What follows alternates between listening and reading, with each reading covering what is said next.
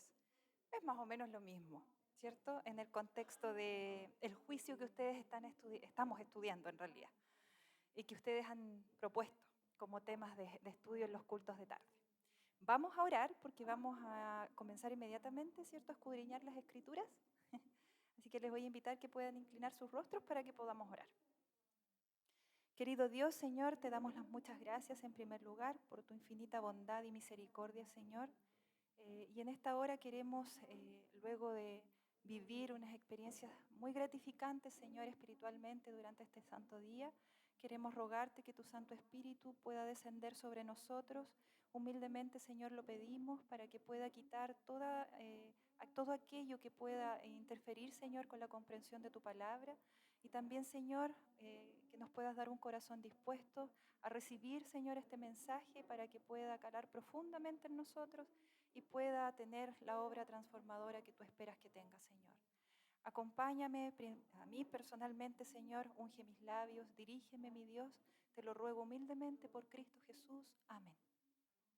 Ya, mis queridos hermanos, cuando a mí me hablaron, ¿cierto?, de la purificación del santuario, cuando me hablaron acerca de la purificación del pueblo, ¿a qué libro de la Biblia creen ustedes que yo acudí? Apocalipsis, dice uno por aquí, otro. Daniel, ya. ¿Dónde estaban retratadas todos esos rituales? El Levítico, sí, también, pero saben que no fui a ninguno de ellos. ¿Por qué? Porque a mí, por experiencia personal, uno de los libros que más me iluminó, me ejemplificó, me clarificó todo esto del santuario fue el libro de Hebreos. Hay capítulos en el libro de Hebreos dedicados exclusivamente a explicar el ministerio sacerdotal del Señor Jesucristo en el cielo. Y es por eso que yo les recomiendo que ustedes lean el libro de Hebreos. A mí me dejó, pero esto yo lo estudié hace muchos años, cuando uno empieza, ¿cierto? Es joven en la iglesia y uno le dicen santuario y empieza a analizar, ¿cierto? Todas las vestiduras sacerdotales. Me acuerdo yo que en la casa de la tía Carmen, esto es anécdota, pero en la casa de la tía Carmen los días viernes nosotros recibíamos el sábado y estudiábamos todo esto. Y estudiábamos la vestidura, el efod y cada una de las cosas que contemplaba, ¿cierto? Los oficios en el santuario. Pero era tanta la información, tanto, que cuando yo leí Hebreos, yo dije, wow, Señor, aquí está, pero explicado tan claramente, así que vamos a ir al libro de Hebreos, ¿ya? Para poder estudiar esto. Vamos a buscar el capítulo, bueno, a partir del capítulo 8, aquí, ¿cierto?, se comienza a relatar un poco el ministerio del Señor en el cielo. Habla en el capítulo 8 acerca de un mediador de un nuevo pacto, ¿cierto? Luego avanza. Aquí Pablo describe muy bien, ¿cierto?, los rituales que se hacían en el tiempo de los israelitas, ¿cierto? Y después hace una descripción de cómo esas figuras terrenales, ¿cierto?, estaban o tenían su identidad, ya su origen en el cielo, en el santuario celestial. Y allí empieza a hacer toda una descripción, ¿cierto?, de cómo es la cosa ahora en el cielo. ¿Ya? Luego, ¿cierto?, explica también en el capítulo 9 el sacrificio de Cristo. Este corderito, ¿cierto?, que se utilizaba allí en el santuario para expiación, para perdón de pecados. Allí, ¿cierto?, él explica cómo ahora Cristo, la sangre de Cristo, ¿cierto?, ahora es la que hace la remisión de los pecados. Y después en el capítulo 10, en el versículo 19 al 25, que es donde vamos a basar nuestro estudio en esta tarde, habla dándonos a nosotros un mensaje especial. Dice así, verso 19, así que, hermanos, dice, teniendo libertad para entrar en el lugar santísimo por la sangre de Jesucristo, por el camino nuevo y vivo que Él nos abrió a través del velo, esto es, de su carne, y teniendo un gran sacerdote sobre la casa de Dios, Acerquémonos con corazón sincero, en plena certidumbre de fe, purificados los corazones de mala conciencia y lavados los cuerpos con agua pura. Mantengamos firme, sin fluctuar, la profesión de nuestra esperanza, porque fiel es el que prometió, y considerémonos unos a otros para estimularnos al amor y a las buenas obras, no dejando de congregarnos como algunos tienen por costumbre, sino exhortándonos, y tanto más cuando veis que aquel día se acerca. Aquí Pablo dice varias cosas interesantes ya en relación al santuario. Principalmente nos dice que nosotros tenemos hoy día libertad para entrar en el lugar santísimo. En el tiempo antiguo esa libertad no existía. ¿Por qué? Porque eran ciertas personas las que podían acceder, ¿cierto?, a los lugares santos y al lugar santísimo del templo o del santuario, ¿no? ¿Y quiénes eran esas personas? Era el sacerdote que oficiaba, ¿cierto?, las ceremonias diarias, tanto la matutina como la vespertina, ¿verdad? Y una vez al año el sumo sacerdote, quien era el encargado de hacer expiación por los pecados. Entonces el Señor había dado el mandato, ¿cierto?, que cuando Aarón, que era el sumo sacerdote, tenía que entrar al lugar santísimo, todos los otros servicios del segundo o del lugar santo se interrumpían, porque no quedaba nadie más en el templo, solo el sumo sacerdote. ¿Ya? Ahora, Pablo aquí nos dice que nosotros tenemos libertad para entrar al lugar santísimo por la sangre de Jesucristo. Cuando el Señor Jesús ascendió al cielo, miren, este estudio o este tema está basado en el conflicto de los siglos, ¿ya? En el capítulo donde habla acerca de Jesús, nuestro abogado, la conversión es esencial, dice también otro de los capítulos, ¿no? Y en eso principalmente se basa este estudio. La historia de la redención también estuve leyendo un poco respecto de esto, ya acerca de la purificación del santuario. Y nos dice aquí, ¿cierto, Pablo, que nosotros ahora tenemos una entrada al lugar santísimo por la sangre de Jesucristo? Este camino directo, ¿cierto?, antes no existía.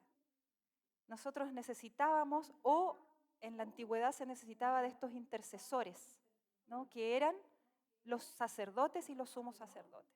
Y aquí Pablo nos está diciendo ahora que nosotros tenemos una ventaja. Nosotros hoy día tenemos directo acceso ante la presencia del Señor por la sangre de Jesucristo. Primera cosa interesante que nos menciona allí, ¿cierto?, en estos versículos, Pablo. ¿Ya? Voy a ir complementando lo que les estoy mencionando, ¿cierto?, con lo que va diciendo el Espíritu y Profecía en estos capítulos que yo les he mencionado, ¿ya? Miren, uy. A mí no me gusta mucho el micrófono porque siempre necesito mis dos manos. Bueno, aquí dice en el capítulo que habla acerca del juicio investigador, que es lo que estamos o comenzamos a vivir a partir del año 1844, ¿cierto? Que es lo que ustedes están rememorando y hablando. Dice que estamos viviendo ahora en el gran día de la expiación. Cuando en el servicio típico el sumo sacerdote hacía la expiación por Israel, todos debían afligir sus almas por medio del arrepentimiento de sus pecados y la humillación ante el Señor. Si no, querían verse separados del pueblo. De la misma manera, todos los que desean que sus nombres sean conservados en el libro de la vida, deben ahora, en los pocos días que les quedan en este tiempo de gracia, afligir sus almas ante Dios con verdadero arrepentimiento y dolor por sus pecados. Es interesante porque aquí, más adelante, ¿cierto?, en el versículo 22, Pablo nos menciona que nos tenemos que acercar con corazón sincero, en plena certidumbre de fe, purificados los corazones de mala conciencia y lavados los cuerpos con agua pura. Allí Pablo está describiendo, ¿cierto?, cuál debería ser la actitud de todos nosotros mientras se desarrolla este juicio investigador en el cielo.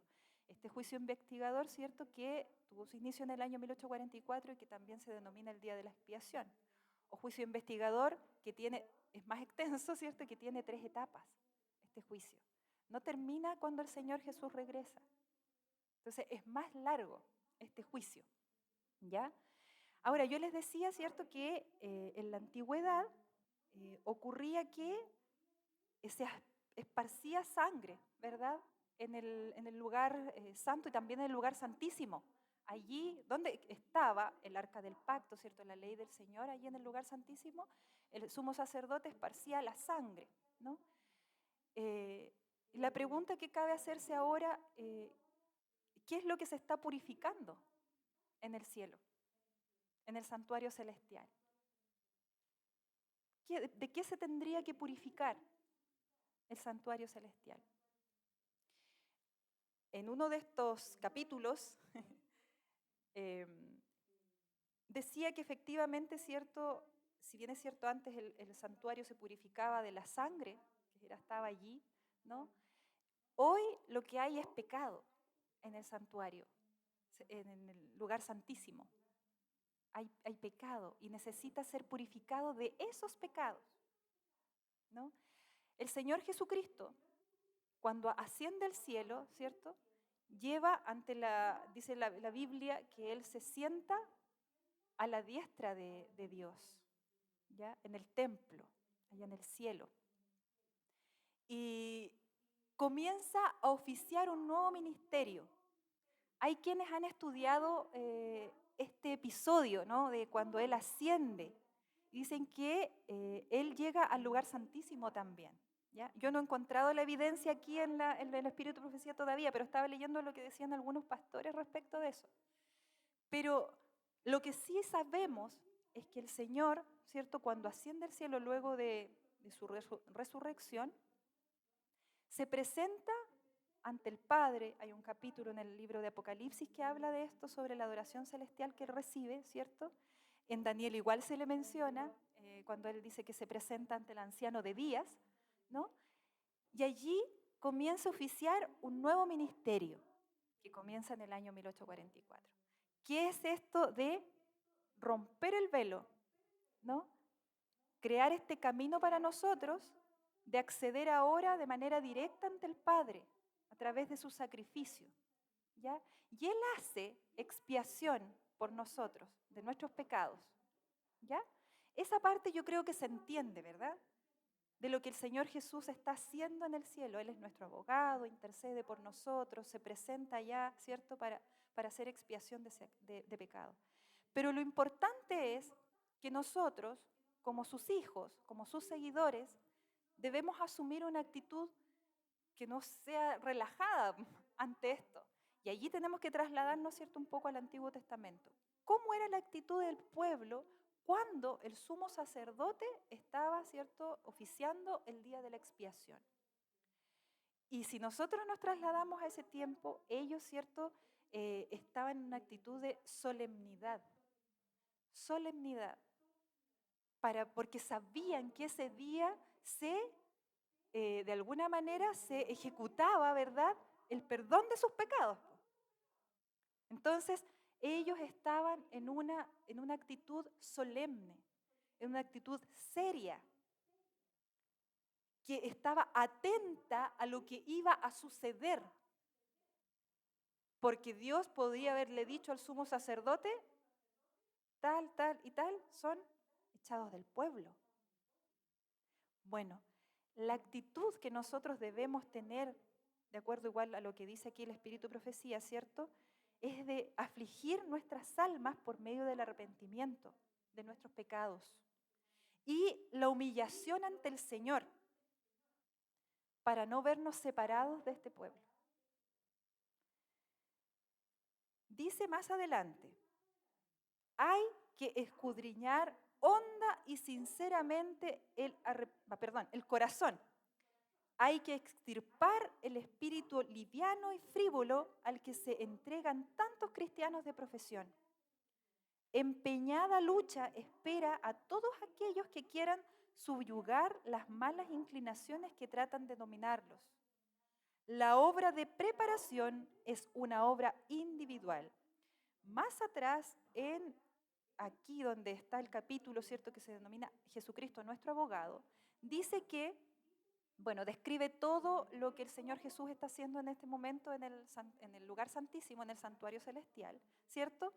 Pero dice, mientras prosigue el juicio investigador en el cielo, mientras los pecados de los creyentes arrepentidos son quitados del santuario, debe haber una obra especial de purificación, de eliminación del pecado entre el pueblo de Dios en la tierra. Esta obra está presentada con mayor claridad en los mensajes de Apocalipsis 14. Y aquí es donde empieza, mis queridos hermanos, algo que a mí me llama mucho la atención, que en realidad la Biblia y esto del juicio, ¿no? Lo de la purificación del santuario, el día de la expiación y el mensaje del primer, segundo y tercer ángel, ¿cierto?, van de la mano. ¿Por qué? Porque el pueblo santo, que se describe allí en Apocalipsis, ¿cierto? 14, como este pueblo que guarda los mandamientos de Dios, ¿cierto? Y tiene la fe de Jesús, ¿cierto? Aquí está la paciencia de los santos, dice. Son estas personas que en este minuto están determinando, ¿cierto? No destino, pero sí su futuro, ¿ya? En este día de la expiación que estamos viviendo. Entonces, este grupo de personas mantiene firme en su corazón, ¿no?, la ley de Dios, los mandamientos, mantiene firme también el testimonio de Jesús. Y esos santos son los que aquí también están descritos. Dice, esta obra está presentada con mayor claridad, esta obra de purificación, ¿cierto?, y de expiación, allí en el mensaje de los 3 ángeles de Apocalipsis 14. Luego Pablo aquí nos dice que nosotros efectivamente hoy día tenemos la posibilidad de estar ante la presencia de Dios, cosa que antes no era posible. Hoy día nosotros no necesitamos intercesores, no necesitamos mediadores, solo el Señor Jesucristo, solo el Señor Jesucristo. Y nos dice, nos invita, acerquémonos, dice, en otro lugar dice que nos acerquemos confiadamente, ¿no? Dice que, hermanos, teniendo libertad para entrar en el lugar santísimo por la sangre de Jesucristo, dice, acerquémonos con corazón sincero, en plena certidumbre de fe, purificados los corazones de mala conciencia y lavados los cuerpos con agua pura. Mis queridos hermanos, yo de repente pienso así, a nosotros nos tocó vivir una etapa difícil en la iglesia. Nosotros somos descritos como la iglesia de la Odisea. Y esta iglesia de la Odisea es bastante negligente. No tiene esta actitud seria, ¿cierto?, solemne, que se espera que tenga ante el evento que está ocurriendo en el cielo. Pero el Señor también dice que todo aquel que se acerca, ¿cierto?, ante la presencia del Señor Jesús, recibirá ayuda, oportuno socorro, para poder, ¿cierto?, avanzar. Y hay otra cosa que a mí me parece súper interesante, que es respecto a este proceso de santificación en el que nosotros estamos. Dice que aquí en otro capítulo que habla sobre la verdadera conversión es esencial, dice que mientras nosotros, ¿cierto?, estamos atentos a esto que está ocurriendo en el día de la expiación, en el lugar santísimo en el cielo, y nuestra actitud debería ser solemne, mientras nosotros estamos en eso, estamos siendo santificados, dice la palabra de Dios.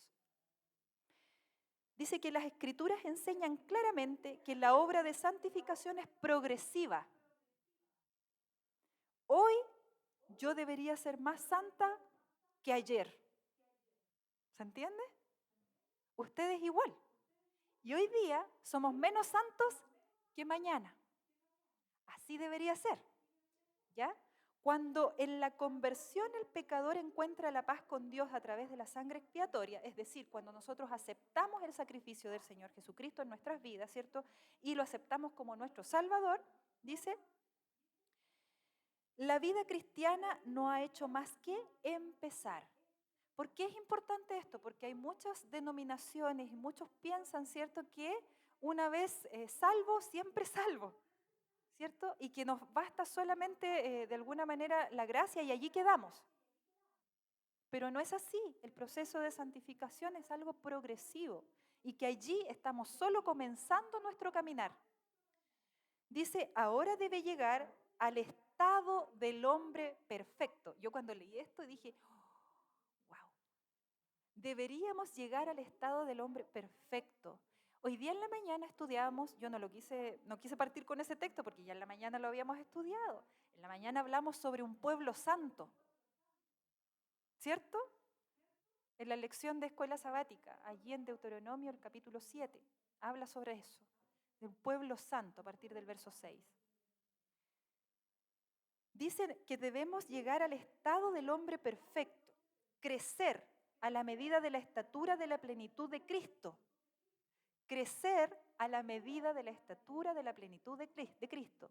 Aquí no estamos hablando sino en que de alguna manera se retrate en nosotros, se reproduzca en nosotros el carácter de nuestro Señor. Que se vean en nosotros los frutos del Espíritu Santo. Y en la medida que avanzamos en este caminar cristiano, deberían revelarse en nosotros o reflejarse en nosotros los frutos del Espíritu Santo, cada día más acentuados. Yo una vez dije que los cristianos deberíamos parecernos todos, deberíamos tener más o menos ciertas características comunes, porque de alguna forma todos nos tenemos que asemejar al carácter de Jesús. Y esa es la obra que está haciendo el Espíritu Santo en cada uno de nosotros. Pero, como dice la Biblia, tenemos que acercarnos al trono de gracia. Tenemos que ir ante la presencia del Señor para que eso pueda ocurrir. Si no, no se produce en nosotros la obra de la santificación. Yo les voy a dar de tarea para que lean estos capítulos porque son mucho más extensos y hay muchas cosas interesantes, pero por tiempo a veces uno no logra tocarlos todos. Dice que tenemos que poner de nosotros, ¿cierto? Allí en 2 de Pedro está esto, aquí la hermana Elena lo cita, poniendo de vuestra parte todo empeño, dice, añadid a vuestra fe el poder, y al poder la ciencia, y a la ciencia la templanza, y a la templanza la paciencia, y a la paciencia la piedad, y a la piedad fraternidad, y a la fraternidad amor. Es decir, es una escalera ascendente este caminar cristiano y este proceso en el que nosotros, ¿cierto?, estamos de santificación. ¿Ya? Dice, los que experimenten la santificación de que habla la Biblia manifestarán un espíritu de humildad. Y aquí esto es clave, mis queridos hermanos. Porque todo aquel que es santificado en este periodo del día de la expiación, ¿cierto?, la principal característica que tendrá es la humildad. Y allí tenemos que hacer un ejercicio simple nosotros, no tenemos que ir muy lejos de empezar a ver al hermano, no, analicémonos nosotros mismos. ¿Somos en realidad humildes de corazón? ¿O en realidad ante la primera de cambio reaccionamos porque nos sentimos heridos? Entonces tenemos que hacer ese análisis porque en nosotros tiene que producirse y reproducirse un espíritu de humildad. Dice, como Moisés, dice, contemplaron la terrible majestad de la santidad y se dan cuenta de su propia indignidad en contraste con la pureza y exaltada perfección del Dios infinito. Yo cada vez, o usted y yo, cada vez que vamos ante el trono de gracia, yo no sé si a ustedes les pasa, pero yo cada vez que voy me siento indigna. Y le digo, aquí estoy de nuevo, Señor. A veces hasta con vergüenza le confieso mi misma equivocación y mi misma equivocación. Y le vuelvo a pedir ayuda y le digo, Señor, por favor. Porque en realidad estamos en esa lucha. Pero es porque cada vez que acudimos ante la presencia del Señor, vemos en Él un grado de santidad tal que en nosotros se revela nuestra indignidad. Y eso hace que nosotros entreguemos esa indignidad en las manos del Señor y le pidamos ser santificados. Y el Espíritu Santo desciende, ¿cierto? Y obra un poquito de transformación. Al otro día obra otro poquito. ¿Qué pasa si nosotros no tenemos esta actitud seria y solemne mientras se resuelve esta situación en el cielo? Si somos descuidados o si somos negligentes. corremos el riesgo, ¿cierto?, de que de alguna forma nuestra santificación progresiva se detenga e incluso vaya a decaer. Entonces, esto tiene que ser en una escala ascendente. La santificación que hoy está ganando terreno en el mundo religioso, dice, lleva en sí misma un espíritu de autoexaltación, muy distinta de la humildad que debería verse revelada, ¿cierto?, o reflejada en cada uno de nosotros. Y menosprecio de la ley de Dios, que la señala, dice, como ajena a la religión de la Biblia. Sus defensores enseñan que la santificación no es una obra instantánea, a través de la cual, mediante la fe sola, dice, obtienen santidad perfecta. Eso es lo que se cree hoy día y cada vez más se va a ir notando esta distinción entre aquellos que efectivamente, ¿cierto?, mantienen la ley de Dios en su corazón y viven este proceso de transformación y perfeccionamiento progresivo, ¿cierto?, y aquellos que no. Va a llegar el punto en que eso quede de manifiesto. Por mientras estamos como todos aquí medios mezclados, podría decirse. Pero va a llegar en minuto, ¿cierto?, en que esto va a quedar en evidencia. Y los que en realidad tienen la ley de Dios escrita en su corazón y el testimonio de Jesucristo, ¿cierto?, van a ser identificados claramente, porque van a tener en su interior, ¿cierto?, y van a dar cuenta del carácter del Señor Jesús en sus vidas. Y eso va a marcar la diferencia. Entonces, resumiendo hasta aquí lo que hemos mencionado, ¿cierto? Tenemos que ir. Este pueblo que quiere ser santo, este pueblo santo que el Señor está preparando, tiene que acercarse al trono de gracia, porque hoy día nada le impide llegar ante la presencia del Señor, cuando hemos abrazado el sacrificio de Cristo. Luego de eso, tenemos que pedir, ¿cierto?, ser santificados, con un corazón sincero, ¿verdad? Y lo que se va a reflejar en nosotros de manera inmediata, ¿cierto?, es la humildad. Como una característica, las personas. Se nota, cuando la gente es humilde, de corazón, se nota, ¿cierto? Cuando un cristiano es humilde, sincero de corazón, los demás pueden verlo, pueden leerlo, ¿cierto? Voy a compartir con ustedes, aquí hay otro texto que a mí me gustó mucho y que quiero compartirlo, que dice que la santificación expuesta en las Escrituras abarca todo el ser, espíritu, alma y cuerpo. Pablo rogaba, dice, por los tesalonicenses, que su ser entero, espíritu, alma y cuerpo, fuese guardado irreprensible para la venida de nuestro Señor Jesucristo. Todas las áreas de nuestra vida deberían estar sometidas en este momento, ¿cierto?, al escrutinio de nuestro Señor para que Él nos diga de alguna manera cuáles son las decisiones que tenemos que ir tomando, cuáles son aquellos hábitos que tenemos que ir erradicando, ¿cierto?, o cambiando para llegar a este estado perfecto que Él espera que tengamos. Siempre tenemos que considerar, ¿cierto?, que vamos rumbo a la perfección. Esa tiene que ser nuestra meta. ¿Ya? Santificados, como dice aquí en Hebreo, ¿cierto? Purificados, dice. Purificados los corazones. Esa tiene que ser nuestra meta. ¿Ya? Dice que se nos pide a nosotros como cristianos que presentemos nuestros cuerpos en sacrificio vivo. Antes se llevaba un corderito, sin mancha, perfecto, inmaculado, ¿cierto? Y cuando no estaba así, no era aceptado. Aquí a nosotros se nos pide que nosotros se nos presentemos o que presentemos nuestros cuerpos como sacrificio vivo ante la presencia de nuestro Señor. Y dice que para ello todas las facultades deben preservarse en la mejor condición posible. Todas las facultades, sin excepción, deben preservarse en la mejor condición posible. Y toda práctica, por lo tanto, toda práctica que tienda a debilitar la fuerza física o mental, incapacita al hombre para servir a su Creador. Repito, dice, toda práctica que tienda a debilitar la fuerza física o mental, incapacita al hombre para servir a su Creador. Y aquí nos hace una pregunta. ¿Y se complacerá Dios con menos de lo mejor que podamos ofrecerle? Nosotros tenemos como un lema, que de alguna forma también lo extraemos, ¿cierto?, de la Biblia. Para Dios, lo primero y lo mejor. Se utiliza mucho, ¿cierto?, cuando entregamos nuestras ofrendas. Pero eso tiene que ser para todas las áreas de nuestra vida, para todas nuestras facultades. Para Dios, lo primero y lo mejor. La actitud de este pueblo santo que Dios está preparando le entrega a Él lo primero y lo mejor.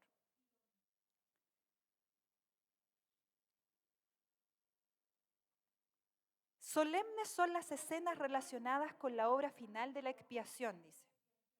Incalculables son los intereses involucrados en ella.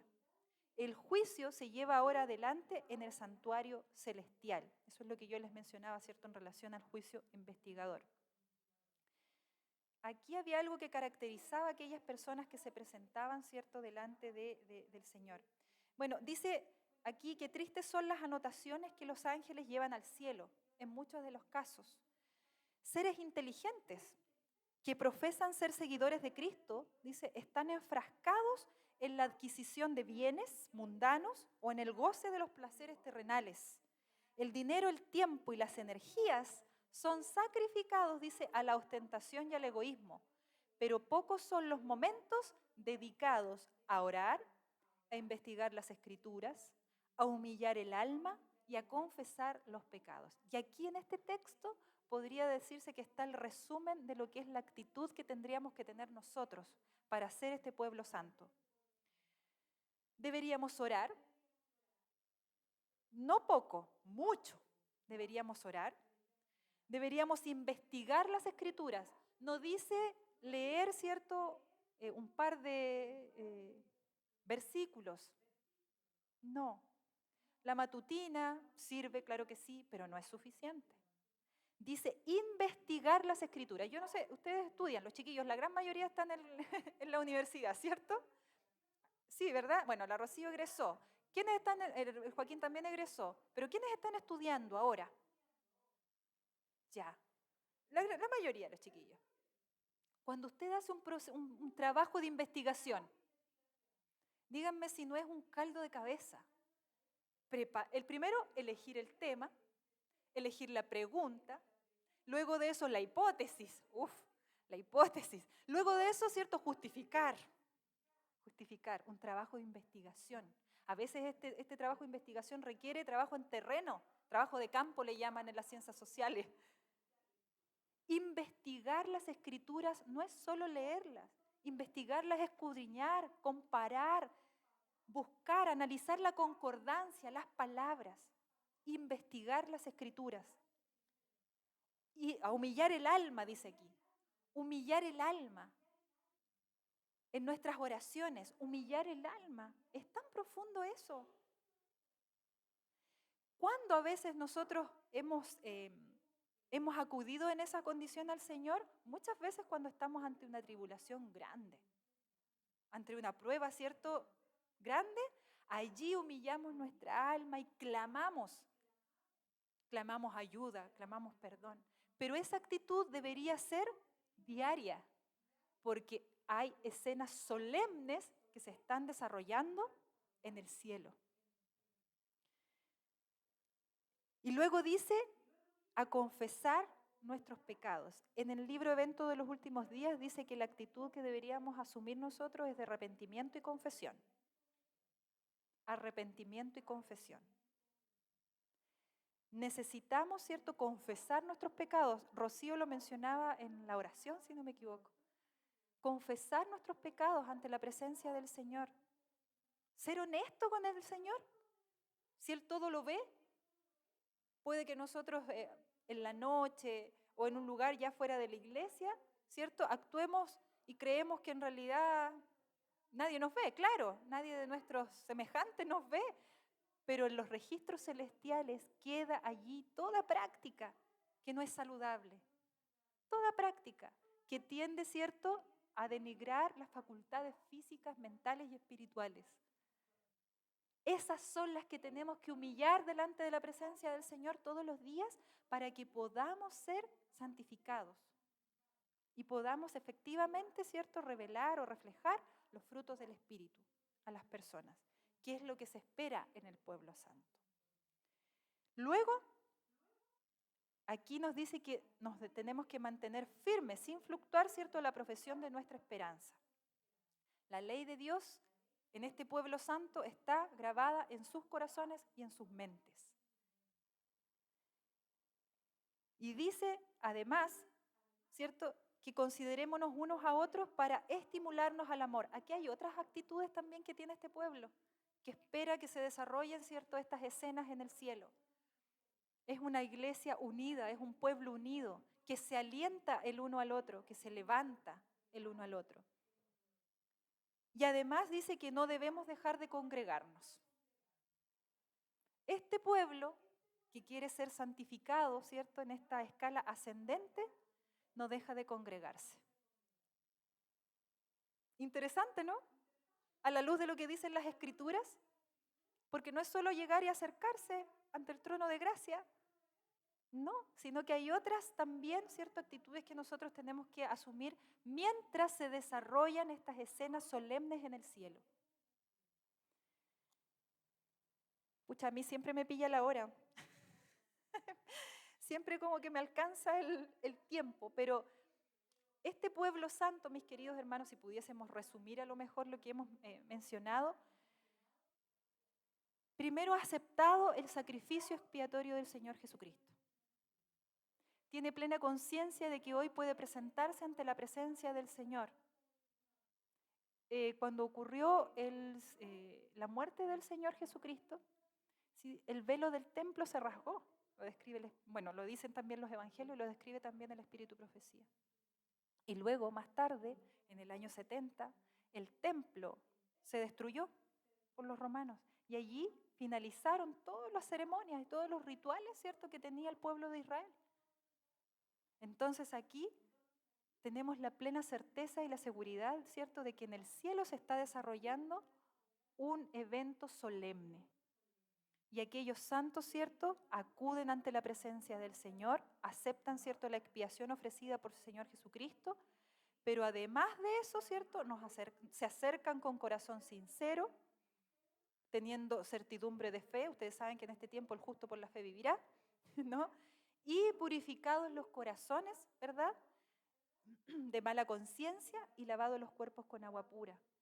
Y además de eso, ¿cierto?, considera a su hermano, a su membresía, ¿verdad?, y los alienta, los levanta, aquí la palabra se considera, considerémonos unos a otros para estimularnos al amor, ¿ya?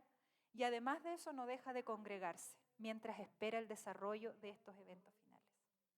Que el Señor nos ayude, que el Señor nos pueda dar la valentía, como dice ahí mi hermano Carlitos siempre, que nos pueda dar la valentía para que en realidad, ¿cierto?, asumamos esta responsabilidad que tenemos con nosotros mismos y con el Señor, ¿no?, de acercarnos ante su trono de gracia, de orar, de investigar las Escrituras, de humillar el alma, ¿cierto?, para poder ser santificados. Y solamente cuando el Señor regrese, solamente Él tenga que cambiar mi naturaleza, porque mi carácter ya está semejante al suyo. Que Dios nos pueda bendecir, mis queridos hermanos.